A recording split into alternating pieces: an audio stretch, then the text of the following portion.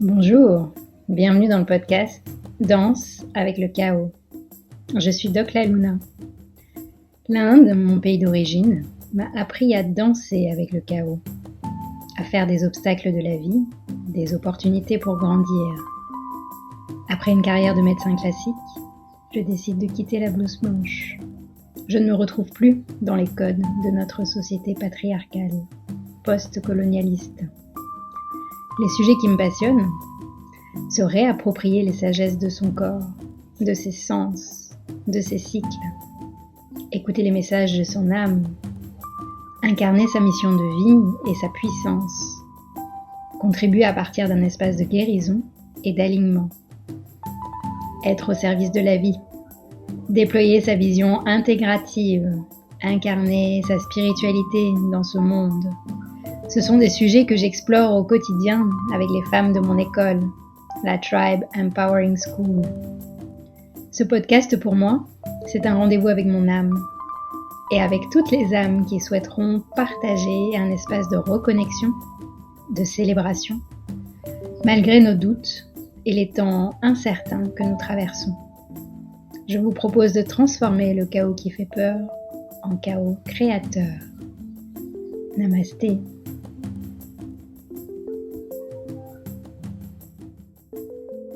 Et nous voici dans un nouvel épisode de Danse avec le chaos et aujourd'hui j'ai vraiment la joie, la vibration et l'excitation d'accueillir ma nouvelle invitée Caroline Ida Ours, connue sous le nom de 50 Years of a Woman sur Instagram. Avant de donner le micro à Caroline, je vous propose notre traditionnelle bulle de reconnexion à soi, juste quelques minutes. Si vous avez envie de fermer vos yeux, si vous ne conduisez pas, bien sûr, pour revenir à notre respiration, à notre souffle.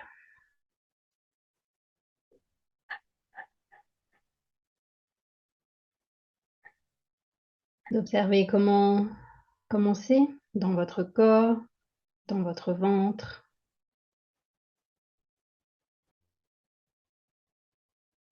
Observez comment les énergies circulent.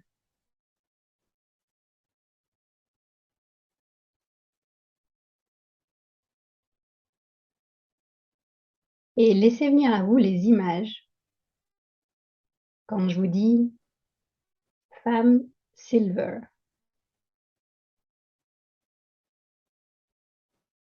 qu'est-ce que ça fait?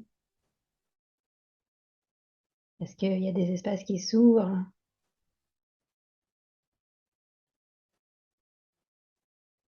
Continuez à respirer tranquillement. J'ai envie de dire des pieds jusqu'à la tête.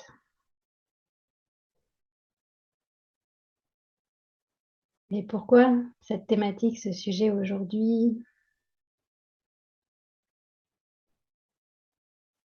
Parce que dans le message que nous portons, toutes celles qui nous écoutent, mais aussi mon invité et moi, il y a ce message de nous réapproprier nos corps, quelle que soit leur forme, leurs âges, leur couleur. Et on va poser l'intention que ce mouvement qui commence à naître de libération, de casser les tabous, continue, se perpétue dans les mois, dans le futur. Et si vous avez envie de vous étirer, et tranquillement de revenir. Et encore merci à toi, Caroline, d'avoir accepté mon invitation. Comment te sens-tu? Ben, moi, je me sens bien, hein. Merci à toi de m'avoir invitée.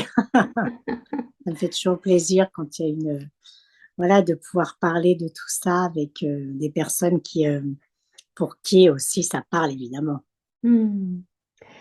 Alors, j'aime bien donner le contexte, comment j'ai découvert ce que tu faisais, comment je t'ai découverte. C'était il y a quelques mois, moins d'un an, sur Instagram, au moment où je suis tombée sur ta campagne de publicité pour Darjeeling, où j'ai vu ta photo sur les abribus de France. Ça m'a fait waouh. Je me suis dit, elle ose Bravo. Pour moi, c'est vraiment, ça a été un waouh. Et, et je continue à te suivre et je vois que ça commence vraiment à prendre de l'ampleur, ce mouvement Silver. Comment ça Mm. t'est venu, en fait, cet élan? Oh, bah écoute, assez simplement et puis aussi sûrement avec grâce à une petite connexion avec l'univers et avec des choses qui devaient m'arriver parce que en fait, ça a commencé maintenant il y a un peu plus de 4 ans suite à un accident de santé et en fait, quand je me suis réveillée dans tous les sens du terme, je me suis dit, il faut que je fasse quelque chose pour moi enfin.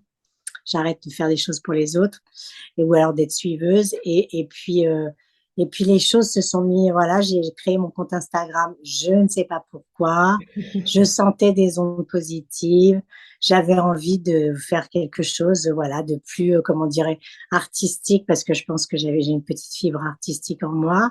Et Mmh. puis petit à petit, les choses, en fait, sont venues de façon naturelle en moi, parce que, par exemple, par rapport aux magazines, j'ai acheté tous les magazines et je me suis aperçue, ben, en fait, dans aucun magazine, je ne pouvais me retrouver. J'arrivais à m'identifier à personne. Et à ce moment-là, je me suis dit, moi, il y a un grave problème dans notre société. En fait, la société n'accepte pas les femmes qui vieillissent plus particulièrement parce que les hommes, ça passe encore. Mmh. Et voilà, je me suis dit, ben, il va falloir que ça change. Ça va devenir mon combat. Ça va devenir une espèce de... Je vais devenir au fil peut-être des années qui passent, je suis devenue une espèce d'étendard Mmh. de la liberté de la femme qui ose, de la femme de 62 ans qui en fait euh, assume qui elle est et veut casser les tabous et veut changer les dictats de notre société qui nous dit voilà, si vous n'êtes pas dans cette case ou dans cette case, digne à dégager. Et en Mmh. fait, c'est pas des cases, la vie, c'est pas des cases, hein. C'est La vie, clair. c'est open, en fait. Et Mmh. voilà, il y a quelque chose qui me révolte encore aujourd'hui. Et voilà, donc je me bats pour les femmes de plus de 50 ans, mais c'est pour ouvrir les portes aux futures générations. Mmh. Et je me bats aussi pour la diversité du monde, pour l'inclusivité de toute catégorie d'êtres humains, parce qu'on est tous des êtres humains, on est tous sur cette terre pour essayer de vivre ensemble. Malheureusement, on a du mal. Et ça commence parfois aussi entre les femmes. Mmh. Super, merci pour ton partage. Et est-ce que tu as toujours été comme ça, rebelle, en quête Oui, de liberté?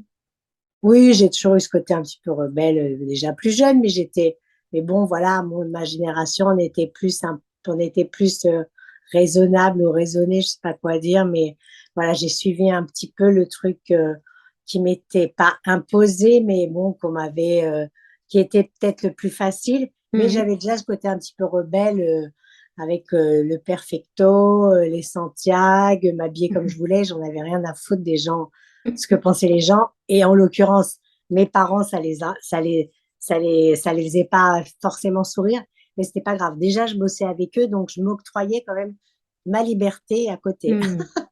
D'accord, donc en fait, tu as travaillé dans l'entreprise familiale? 25 ans. Waouh! Mm. Et c'est courageux de passer Oui, justement de la je trouve guerre. aussi, c'est courageux. Mais bon, voilà, c'est ce qu'il me fallait à ce moment-là. C'est le chemin que j'ai choisi. Moi, j'aurais voulu être danseuse. Je faisais beaucoup de danse et puis c'était pas assez sérieux d'être Mmh. danseuse ou hôtesse de l'air, tu vois. C'était Mmh. faisait pas assez.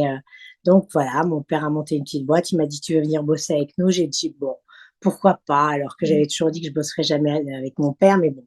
Et ça a duré 25 ans. Et c'est aussi ce qui fait ce que je suis aujourd'hui, hein, parce que bien sûr que 25 ans dans une vie, surtout à cette époque-là, entre 20 et 45 ans, c'est quand même là aussi où on devient une femme. Mmh. Ouais.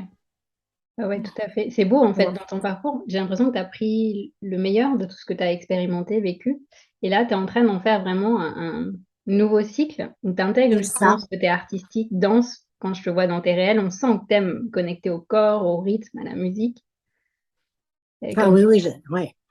Ouais, ouais, mmh, ça, j'adore ça. C'est vraiment quelque chose qui fait partie de moi depuis toujours, quoi. Mais bon, alors après, on dit il vaut mieux avoir des remords que des regrets, hein. Donc, j'ai aucun regret par rapport à mes choix. ouais. Peut-être que, alors, peut-être que j'aurais dû peut-être arrêter un petit peu avant, je sais pas Hmm. en fait. Tu vois, en fait, de toute façon, c'est passé, donc moi, Ouais. je reste dans le présent, on peut rien changer. Tout ce que je sais, c'est qu'aujourd'hui, moi, je suis bien dans mes baskets, comme on dit, c'est-à-dire que je me sens à ma place enfin, et je sais et je sens que à cette place, j'aide des femmes. Et ça, Hmm. pour moi, c'est le plus important, parce que je reçois des messages d'amour tous les jours. J'ai une communauté de femmes qui est très engagée et qui, voilà, qui retrouve en moi quelques-unes cette force qu'elles ont perdue ou qu'elles ont laissée de côté parce que ceci ou cela, chacun ses parcours de vie. Et du coup, de voir quelqu'un comme moi qui ose et qui peut représenter une certaine catégorie, en fait, mais qui veut casser un petit peu tout ce qui est, comme c'était un château de sable, et j'ai envie de casser ce château de sable, c'est facile, comme ça, dans la réalité. Mais là, sauf Hmm. que ce château, il n'est pas en sable, là, il est ancré depuis des années, et faut trouver les ouvertures. C'est pas Hmm. facile, hein, ça prend beaucoup d'énergie. Ah ouais, je te comprends. Mais est-ce qu'aujourd'hui, tu pourrais dire que tu sens que tu es dans ta mission de vie? Ah oui, oui, totalement. Totalement. Je suis totalement dans ma mission quand c'est ma mission, aujourd'hui, c'est de changer ça, c'est de changer certaines choses par rapport aux femmes. Et voilà, il y a des discriminations diverses, hein, que tu connais, que l'on Hmm. connaît. Ben, l'agisme, c'en est une de plus. L'agisme, c'est quoi? Ben, c'est, pour celles qui connaissent pas, ben, c'est une discrimination envers les gens qui vieillissent, alors que la vie, en fait, c'est ça. Si on Hmm. a cette chance, c'est vieillir. Alors pourquoi vouloir lutter contre quelque chose qui fait partie, pourquoi vouloir rendre invisible des gens qui ont, en plus, qui peuvent apprendre des choses aux plus jeunes et qui ont encore le droit de continuer leur chemin et d'être vus et entendus. Voilà, moi, ça me rend dingue et je m'en étais pas du tout aperçue quand j'étais dans la vie active, Hmm. tu vois, parce que quand j'ai quitté mon père à 45 ans, j'ai bossé à droite à gauche et je m'étais pas du tout aperçue de ça. J'étais dans le truc et en fait, je m'étais mis sûrement des œillères. Hmm. Et ouais, ouais, ouais. Est-ce que tu sais, par exemple, que dans les sagesses ancestrales comme l'Ayurveda, on ne parle pas de vieillir, on parle de l'âge de la maturité, de la sagesse? Tout à fait, mais c'est beaucoup plus beau d'ailleurs. Hmm. L'âge de la maturité, de la sagesse, tout de suite, bah ça ferme le bec à tous les gens qui peuvent dire quoi que ce soit, quoi, parce qu'en Hmm. fait, alors c'est vrai, après, il y a des gens euh, qui n'atteignent pas cette sagesse ou cette maturité parce que parfois, on est, comment dire, attiré par autre chose. Mais c'est vrai que de grandir, en fait, bah, moi, je trouve ça magnifique et j'en parle en connaissance de cause parce que j'aurais pu ne pas grandir, donc Hmm. et ne pas voilà acquérir cette sagesse et cette maturité. Même si quand dans sagesse et maturité, il faut pas oublier de garder toujours un petit coin, notre petit coin de folie quand même, et de Bien sûr. garder son petit coin, son petit côté aussi de enfantin, je dirais, dans le Hmm. sens où voilà, et les petites choses aussi de la vie. C'est pas le sage ou la sage comme ça qui fait pas de conneries, je dirais. Ouais. Non, dans la sagesse et la maturité, c'est justement faire comme un espèce de patchwork, moi pour moi, hein, de Hmm. tout ce qu'on a vécu et et ce patchwork devient nous et devient quelque chose de très beau, quoi, et de puissant. Hmm. Yes. Comment est-ce que tu traverses les chaos de la vie? Ah bah écoute, moi j'aime bien me prendre les murs et après je me relève, hein. Moi je suis bélier, donc généralement je vais au bout des choses, et puis je me relève. J'ai la chance d'avoir comment dire, un caractère et une force en moi qui fait que j'arrive à me relever. Ah, c'est pas toujours facile, hein, parce Hmm. on en traverse, hein, des chaos durant la vie, hein. La vie n'est pas un long fleuve tranquille, hein, et tout le monde le sait. Et jamais personne n'a une vie comme ça sur une petite ligne droite où il y a jamais, où on se prend jamais des claques. Voilà. Après, je pense que c'est une force de caractère. Et puis c'est essayer d'envisager la vie, comment dire, en se disant, bon, ben voilà, c'est pas grave, je suis Hmm. là, je peux aller taper à une autre porte. Si c'était pas celle-là, ça sera. Bon, alors après, il y a des choses beaucoup plus graves dans les maladies, les pertes de personnes qui nous entourent, etc. Ça, c'est sûr que c'est, c'est encore autre chose, mais mais la vie, malheureusement, on ne sait pas de quoi est fait demain. Donc vraiment, moi, ce que je dis, c'est essayer de vivre dans le présent, dans l'échange de ce qu'on est en train de partager à un moment T, quoi, parce qu'il reviendra jamais, en fait. Ouais. Donc tu es adepte de vivre l'instant présent et de le savourer. Ah oui, oui, oui, oui, moi je suis adepte de ça. J'ai du mal à me projeter. J'avais maintenant un peu plus, parce que c'est vrai que ces 5 dernières années, comme elles ont été assez chaotiques, parce que je savais pas trop, enfin, je savais où j'allais, mais c'était compliqué financièrement, c'était compliqué de faire accepter aux gens autour de Mmh. moi certaines choses. Donc, j'arrivais absolument pas à me projeter, à part la semaine prochaine, tu vois. Mmh. Là, maintenant, j'ai envie de me projeter dans dans un futur pas trop loin, tu vois, avoir avec certaines envies dans ma tête. Mmh. D'accord. Caroline, pour toi, c'est quoi une femme sexy? Alors, qu'est-ce que c'est qu'une femme sexy? Comment dire? Bah, il n'y a rien à dire en fait. Une femme sexy, elle est sexy comme ça, quoi. C'est pas une question. Non, mais c'est vrai parce qu'en fait, c'est une femme sexy.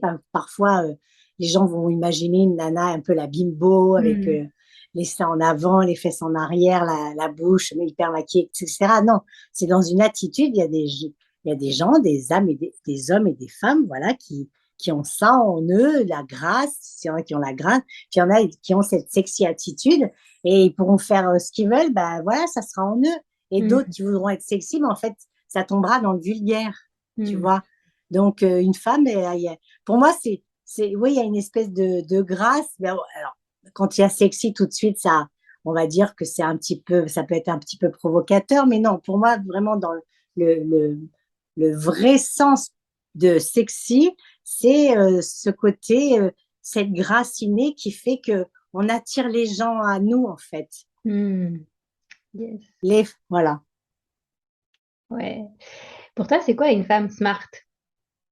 Alors, une femme smart, moi, je dirais plus. Alors là, c'est une femme donc qui peut être aussi sexy et qui a l'intelligence aussi, qui a ce petit truc aussi en plus qui, voilà, qui percute tout de suite au moindre truc qui se passe. Elle est là, elle est dans le truc, elle est dans le jeu, comme on dit, elle est dans le game. Hein, Mmh. c'est quelqu'un qui est très en alerte par rapport à tout ce qui se passe autour d'elle. Donc, du coup, c'est plus une intelligence de la vie qu'une intelligence, tu vois, Ouais. des études ou des choses comme ça.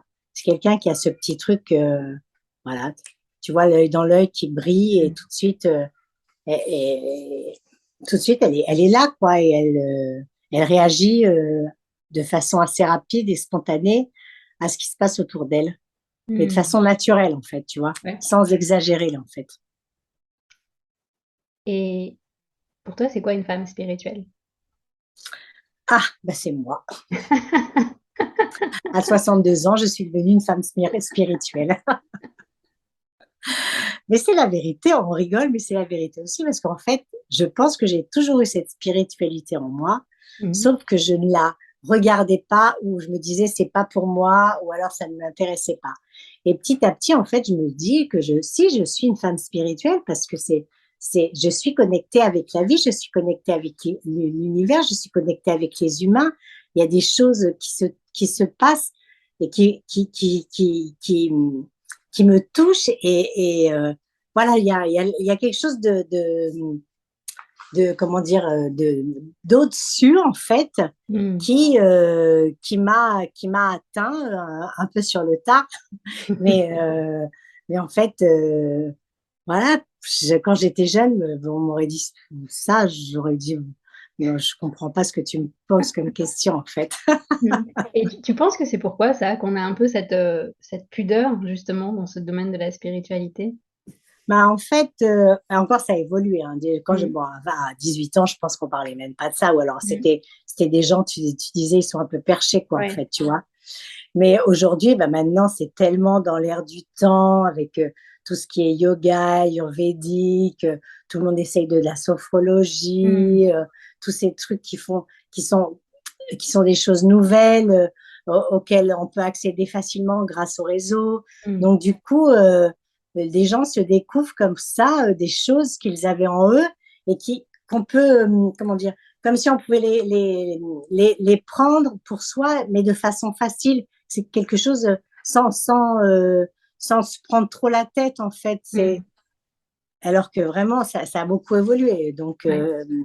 aujourd'hui, je dirais que quand on dit, voilà, il y a une spiritualité, enfin, ça parle à tout. Ça parle à tout le monde. Enfin, ça parle à beaucoup de personnes Ouais. quand même, tu vois. Ouais, ouais. Mm. Est-ce que tu as conscience que dans tous tes partages, que ce soit ton cheminement, les questions que tu te poses sur la société, ce que tu oses faire, les doutes aussi que tu partages et ton intimité aussi que tu partages régulièrement, est-ce que tu réalises que tu crées un champ de connexion, de guérison aussi, où les femmes qui te suivent peuvent s'identifier et du coup libérer des choses de nos mémoires collectives, notamment tout ce qui a été fait autour du féminin, tout ce qui a été, tout ce qu'on a subi comme violence, j'ai envie de dire. Tu réalises ça? Bah, en fait, j'en ai, oui, je réalise parce que comme je te disais tout à l'heure, voilà, je réalise dans le sens où je sais, les femmes me le disent, en Mmh. fait, que je leur fais du bien. Alors, guérison, c'est peut-être un peu fort, mais n'empêche qu'elles arrivent à faire des choses qu'elles n'arrivaient pas à faire avant. Elles me disent grâce à moi, Mmh. grâce au fait que voilà, la façon dont je m'exprime, dont je m'expose, dont je ressens les choses. Donc ça me fait du bien. Alors, quand je dis guérison, c'est un petit peu fort. Alors, quand tu parles d'intime, etc. aussi, de femme et de notre féminin sacré, je dirais, en fait, Ouais. ça aussi, c'est quelque chose de nouveau pour moi. Enfin, de nouveau de ces dernières années, je dirais. Mmh. Et c'est vrai que alors, j'ai lu un livre je ne sais pas si tu connais, je vous la recommande, cette femme, elle s'appelle Véronique de la Cochetière. Mmh. C'est Ça me une dit. femme, tu la connais? Ouais. C'est une sage-femme ostéopathe et qui a écrit un livre justement, Femme divine, je crois. Mmh. Et donc, du coup, dans ce livre, elle parle de tout ça, bon, voilà, de la naissance, de la mise au monde, voilà, du passage du ventre de la femme, de l'enfant à la vie, à la vraie vie, de son féminin, de ce qu'il faut en prendre soin, qu'il faut se reconnecter avec lui. Elle appelle ça, le fauteuil impérial, quoi, tu vois. Mmh. Et moi, je suis touchée en plus en ce moment dans mon féminin sacré parce que euh, voilà, je me suis aperçue dernièrement que j'avais une descente d'organes qui s'appelle un Mmh. prolapsus, hein. Et donc, quand tu t'aperçois de ça, ça te fait un sacré coup. Tu te dis, c'est pas possible. Mmh. Pourquoi moi? Qu'est-ce qui se passe, etc. à ce niveau-là? Qu'est-ce que j'ai Qu'est-ce que j'ai fait? fait d'anormal? Ouais. Qu'est-ce que j'ai fait d'anormal exactement pour que Mmh. ça m'arrive à moi? Je pense, enfin, une descente d'organes, pour moi, ça n'a rien arrivé qu'aux autres et Mmh. aux autres, mais beaucoup plus vieilles que moi. Donc, j'en ai parlé de façon assez libre et je sais que grâce au fait que j'en ai parlé de ça aussi, les femmes, d'abord, ont découvert, parce que Mmh. certaines ne savent pas du tout ce que c'est, et puis d'autres ont découvert qu'elles en avaient un aussi, donc elles se sont prises en charge aussi, elles ont Mmh. demandé une prise en charge. Donc, tu vois, c'est pas une guérison, mais j'aide à travers tout ce que je dis, à travers mon authenticité, pardon, et la sincérité et le côté très naturel, les gens sans filtre, en fait.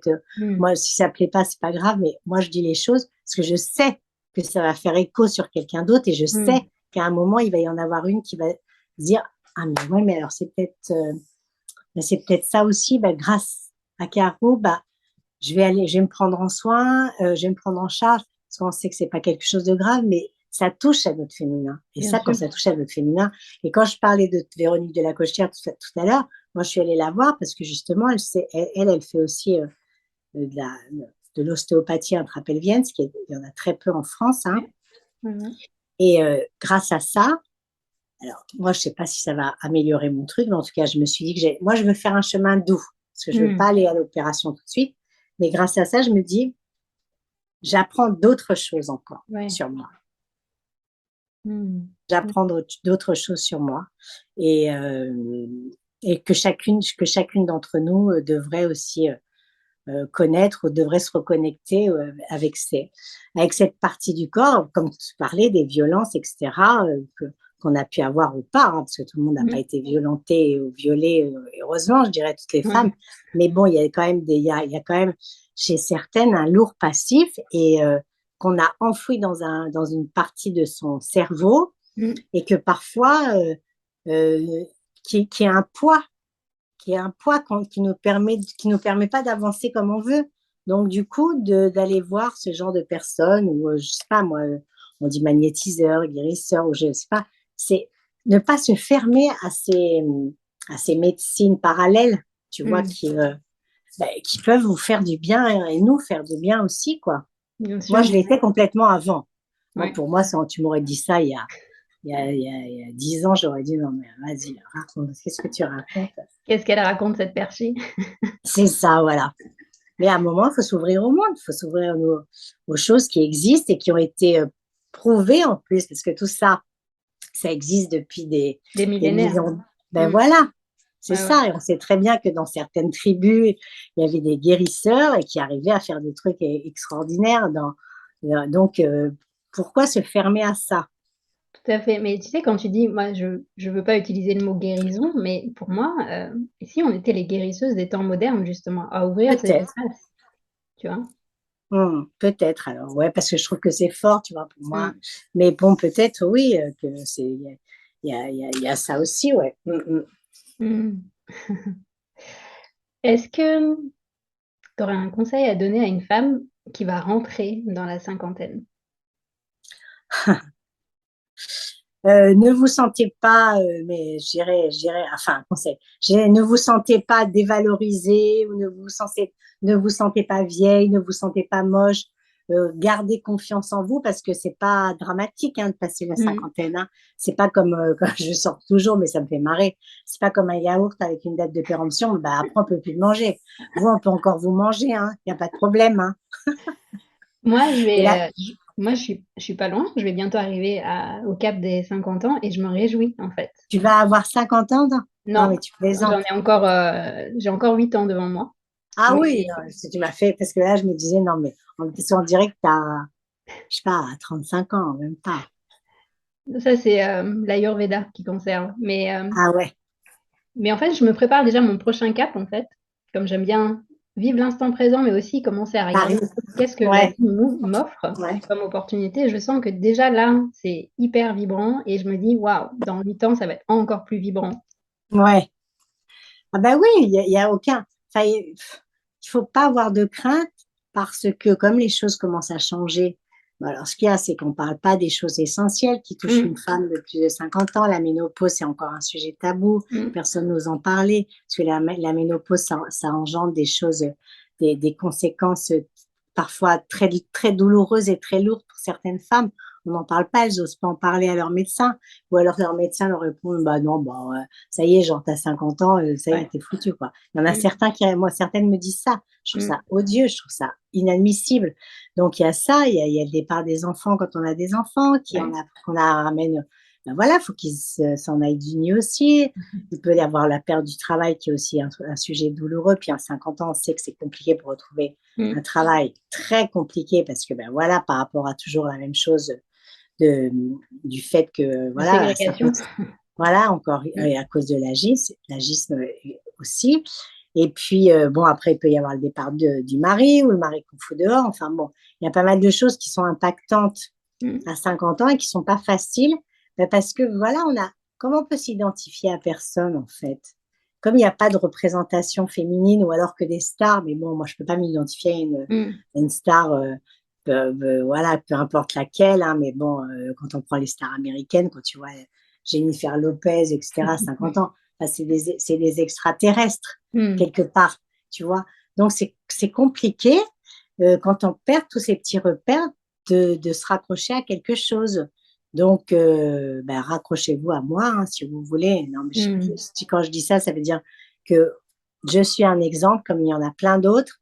Mais petit à petit, j'ai vu, en tout cas, parce que ça fait quand même plus de 4 ans que je fais ça, et Ouais. que ça a un impact mais seulement depuis, je dirais, le début de l'année, quoi. Tout d'un coup, il y a eu Mm. comme si une prise de conscience des médias, etc., qui se sont dit, ah, mais tiens, l'autre, là, elle existe, c'est pas mal ce qu'elle raconte et tout, mais elle a raison, tiens, mais pourquoi on la ferait pas venir pour parler de ça? Mm. Bah oui, il serait temps, hein. On est quand même en 2022, hein. L'univers est en train de s'aligner là, ça C'est s'accélère. ça, voilà, c'est exactement ça. Il y a un alignement de Mm. l'univers par rapport à tout ça. Mais je te dis, hein, moi, j'espère que ça va durer. Ouais, ouais, bah, on va poser l'intention tout ensemble. Ouais. D'ailleurs, bah, ça m'amène à notre dernière question. Ton rêve pour les femmes du monde? Bah, plus de sororité. Hmm. Plus de sororité parce qu'aujourd'hui, d'ailleurs, il y en a plein. Moi, j'ai animé des petits événements et tout. J'en ai animé de plus en plus. Et quand je parle de sororité, ben, il y en a qui savent pas ce que c'est. Hmm. Donc, on parle de fraternité, mais fraternité, on sait que les fraternités aux États-Unis, c'était des mecs, hein, et qui, justement, et en fait, qui se tenaient les coudes et qui s'aidaient après, quand ils sortaient de l'université, ils s'aidaient. Et Hmm. la sororité, non, les nanas, elles préfèrent s'envoyer des petits scuds dans la figure, dire, tu sais, comme quand tu commences au bac à sable et que ta copine, ah bah, elle est plus quelques mois parce qu'elle a une jolie robe, etc. Et ça Hmm. continue.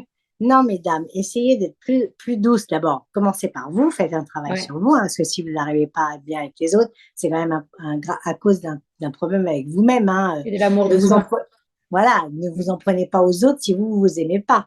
Donc Hmm. faites ce petit travail sur vous, puis après, tendez votre main vers l'autre au lieu de dire voilà, enfin de critiquer l'autre. C'est facile de critiquer derrière son écran. En plus, c'est facile Hmm. aujourd'hui. Et de critiquer les autres, non, il faut mieux se regarder dans le miroir et faire un petit point. Et puis après, essayer d'être plus indulgente avec l'autre, avec les autres, quoi. Donc moi, vraiment, c'est ça que je voudrais, c'est que au lieu de soit surtout sur les réseaux, puis en plus avec les réseaux, Ouais. c'est amplifié. Bah, c'est clair. Moi, j'ai de la chance, j'ai pas en tout cas sur Instagram de haters. Ou alors, de toute Hmm. façon, toutes les nanas qui m'ont emmerdée, je les ai virées. Mais C'est simple. On fait le grand c'est ménage. ça, ben non, mais c'est pas la peine de perdre de l'énergie Hmm. avec avec des cons, quoi. Et donc, sur Facebook, c'est un peu plus, mais quand tu vois certaines nanas qui te racontent tout ce qu'elles reçoivent, mais cette haine, mais Hmm. moi, me dit, et c'est dans ce monde-là qu'on est, et qu'on veut laisser les futures générations, ben dis donc, il y a encore du boulot par rapport à Hmm. ça. Ouais, ouais, ouais. Mais c'est sûrement, on porte sûrement cette blessure de sororité. On est dans une société patriarcale qui a Ben, tellement c'est ça, séparé les femmes, qui c'est les a mis ça, en compétition. totalement. Hmm. Totalement. Donc, du coup, essayez de vous rapprocher les unes des autres et puis d'être douce avec vous-même pour être douce avec l'autre, quoi. Parce Hmm. qu'on est tous, en fait, ce qui fait la force du monde aujourd'hui, de notre, enfin, ce qui ferait la force si ça allait mieux, c'est justement les femmes. Parce qu'on se dit que bon, quand il y a des femmes, généralement, qui ont des postes importants, ou qui prennent un peu le pouvoir, alors ça dépend dans quel pays, hein, d'accord, on est Ouais. d'accord. Mais elle devrait être censée faire des améliorations énormes Hmm. parce Ouais. que on est femme, on met au monde, etc. On porte la vie, peu importe si on a porté la vie ou pas, mais en tout cas, on a Hmm. cette fonction que les hommes n'ont pas et qui fait qu'on est de ce côté, on est unique, quoi. Les hommes, ils pourront jamais faire ça. Hmm. Ouais. Eh ben, on va tous se mettre dans ce rêve de sororité et agir aussi dans cette Voilà. direction. Hmm. Ouais, ouais. Ouais. Ben, en tout cas, un grand, grand merci pour Bah, merci à toi, ce Nathalie. temps. On pourrait continuer encore, mais je vais pas te prendre plus de temps. Et la prochaine action que je vous invite à faire, si vous n'êtes pas déjà abonné sur le compte de Caroline, allez-y, 50 Years of a Woman. C'est vraiment hyper inspirant. Tu postes régulièrement et ouais, ça donne un vent de liberté et une invitation à oser. Ouais, tout à fait. Moi, c'est ce que je dis souvent à la fin quand j'anime des choses. Je dis, mesdames, osez, hein. Mm, Si vous osez pas, vous saurez jamais ce qui se passe derrière, hein. ouais. Et en plus, donc, tu animes des événements en présentiel et en live. Donc, bah, si vous suivez Caroline sur son compte Instagram, vous serez informé. Euh, Ouais. Au mois de septembre, tu seras dans quel coin de France, du monde? Ben, au mois de septembre, bon, je vais être à Paris, je vais être à Paris, je crois que je vais être en province aussi. Je crois que je vais aller à Aix, à Nantes, il me semble. Ça, c'est avec Darjeeling, justement, parce qu'il Mm, il m'invite à faire des petites choses comme ça. Bon, vous verrez. Je sais plus parce ouais. que j'ai pas ça dans la tête. C'est les Suspense. vacances. C'est les vacances, là. Yes. Un petit mot de la fin? Ben, merci à toi, Nathalie, de m'avoir invitée. C'est toujours un plaisir quand il y a des femmes que j'ai en face de moi qui sont généreuses comme tu l'es, de cœur et d'esprit. Et bon, ça me touche à chaque fois, quoi, parce que d'avoir envie de faire passer le message, de le Mm, relayer, etc. Voilà, d'une femme à une autre femme, une conversation qui va être relayée donc sur ton podcast, donc du coup qui s'adressera à d'autres femmes. Et moi, ça me plaît. génial. Continuons à tisser la toile. Voilà, exactement, Et j'aurais très exactement. envie de t'offrir un cadeau, mon Ça, c'est livre quoi? Devenir Devenir sa sa propre propre? médecine. Bah, avec plaisir. Donc je te l'enverrai chez toi. Ouais, Et, avec plaisir. et c'est aussi un message de se réapproprier sa puissance, son corps et nourrir cet espace de sororité. Parce que je pense que le monde en a vraiment besoin. Ah oui, vraiment. Mmh. Mmh. Ça, je confirme. Je Merci. confirme. Bah, merci à toi, Nathalie. Passe une bonne soirée. Merci. Si vous avez aimé cet épisode, s'il vous a fait du bien, n'hésitez pas à liker, commenter, vous abonner sur votre plateforme d'écoute ou sur YouTube. Et n'hésitez pas à partager aussi. Peut-être que vous avez des personnes autour de vous à qui ça fera du bien. C'est grâce à vous que j'espère ce podcast pourra toucher toutes les personnes qui ont envie d'œuvrer dans ce nouveau monde qui va naître du chaos. Merci.